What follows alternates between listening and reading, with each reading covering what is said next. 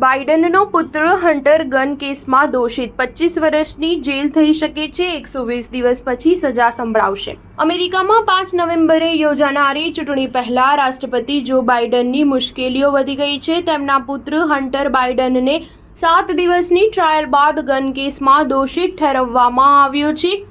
ડેલાવેયરની એક કોર્ટે હન્ટરને દોષિત ઠેરવ્યો છે। આ પહેલીવાર છે જ્યારે કોર્ટે અમેરિકામાં વર્તમાન રાષ્ટ્રપતિના પુત્રને દોષિત ઠેરવ્યો છે।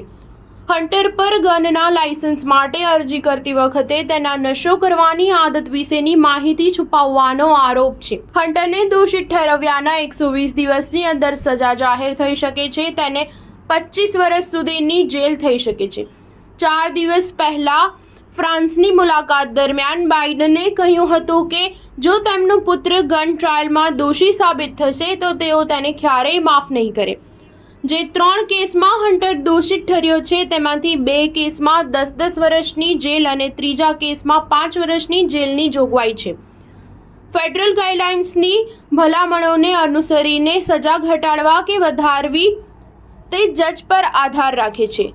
જે વ્યક્તિનો કોઈ ગુનાહિત રેકોર્ડ નથી અને તેણે કોઈપણ ગુનામાં છેતરપિંડીથી ખરીદેલા હથિયારનો ઉપયોગ કર્યો નથી તેને સામાન્ય રીતે ઓછી સજા મળે છે। તે 15 થી 21 મહિનાની હોઈ શકે છે। દરેક કેસમાં તેણે 2 કરોડ રૂપિયાનો દંડ ભરવો પડશે।